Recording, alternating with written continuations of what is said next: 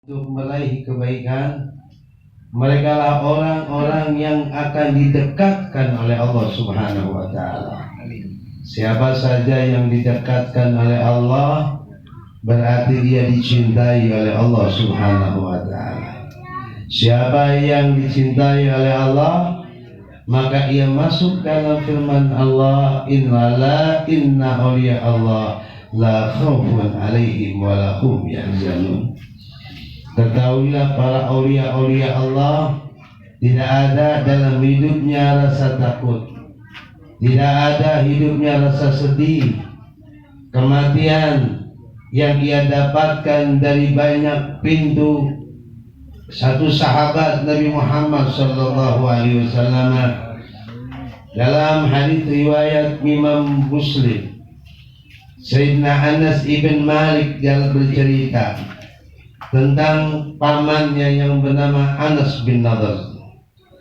Anas bin Nadhr ini di dalam perang Badar yang merupakan perang yang pertama belum sempat dia hadir, sehingga orang-orang yang belum sempat hadir pada saat itu merasa iri dengan keutamaan orang-orang yang perang Badar.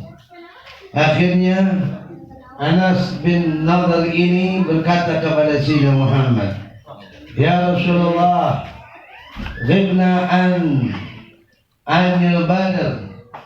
Aku absen di perang Badar ya Rasulullah.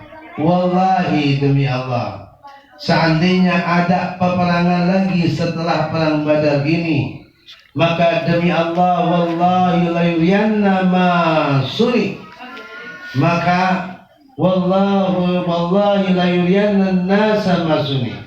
Demi Allah, Allah akan perlihatkan kepada sekian banyak manusia apa yang diperbuat." Maka ketika datang perang lanjut, setahun setelah perang Badar, di bulan Ramadan terjadi perang Uhud. Nah, di saat perang Uhud, disitulah kegoncangan umat Islam, sehingga hampir umat Islam dalam kekalahan. Namun ketika di tengah-tengah dalam hampir kekalahan, panah beribu panah, tombak beribu tombak menimpa umat Islam, khususnya Sayyidina Muhammad sallallahu alaihi wasallam. Pada saat itu Rasulullah berada di tengah-tengah jurang, di mana Rasulullah berada di bawah jurang tersebut, sementara orang-orang kafir berada di atas membanjiri dengan panah dan tombak. Sahabat Rasulullah dengan setianya dan cintanya kepada Nabi Muhammad melindungi Rasulullah sallallahu alaihi wasallam. Mereka rela mengorbankan nyawanya, mereka rela mengorbankan hartanya, sampai setiap sahabat membuat pagar betis dan mereka menjaga Nabi Muhammad dengan membuat tameng. Mereka jadikan badan-badan mereka sebagai tameng untuk datangnya begitu banyak panah yang akan menimpa Sayyidina Muhammad. Dan pada saat itu Rasulullah terjatuh dan gigi Nabi Muhammad terkena panah sampai berdarah, kemudian betisnya berdarah, sampai pada saat itu juga Rasulullah berada di satu lubang yang terhempit dengan begitu banyak panah dan tombak.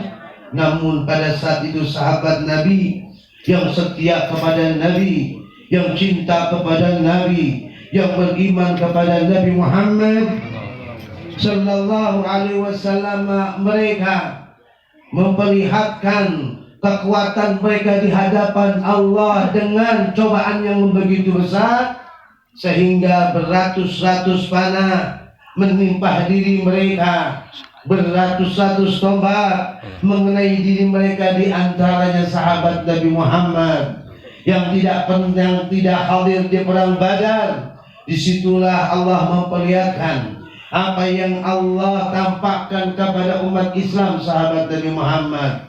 Dicarilah para jenazah-jenazah umat Islam pada saat itu. Tidak terlihat Anas bin Nadhr, Mana Anas bin Nadar? Subhanallah, Anas bin Nadar didapatkan dia sudah meninggal lebih daripada 80 tombak menembus di dalam dadanya. Beratus-ratus panah menimpa badannya, sampai di dalam riwayat wajah dan tubuh Anas bin Nadar tidak terlihat. Tidak ada orang yang mengenal jasad Anas bin Nadar, karena begitu banyaknya pedang, panah, tombak yang menghancurkan dan yang menyakiti jiwa-jiwa Anas bin Nadar. Kita lihat bagaimana yang tersisa apa hadirin? Yang tersisa hanya beberapa jari yang terlihat oleh keluarganya bahwa jari ini adalah jari Anas bin Nadar. Gugur dalam keadaan seperti itu. Itulah Anas bin Nadar ketika ia datang menghadiri perang Uhud. Kemudian di situ ada Sina Abdullah ibn Mas'ud radhiyallahu taala anhu. Ketika ia mendengar bagaimana keadaan Nabi Muhammad di perang Uhud dan mereka mengatakan menang, berarti pada saat itu umat Islam mulai goncang dan terlihat mereka berlari pulang. Apa kata Anas bin Nadar? Wallahi ya Ibn Mas'ud, demi Allah aku telah mencium bau surga. Demi Allah ya Ibn Mas'ud, aku telah mencium bau surga. Kata Sayyidina Abdullah bin Mas'ud, ya Rasulullah, aku tidak bisa seperti Anas bin Nadar. Aku tidak bisa melakukan seperti Anas bin Nadar. Dia mengatakan, demi Allah ya Ibn Mas'ud, aku mencium bau surga di sebelah seberang sana. Langsung ia menuju tempat tersebut dan gugur pada saat itu. Inna lillahi wa inna ilaihi raji'un.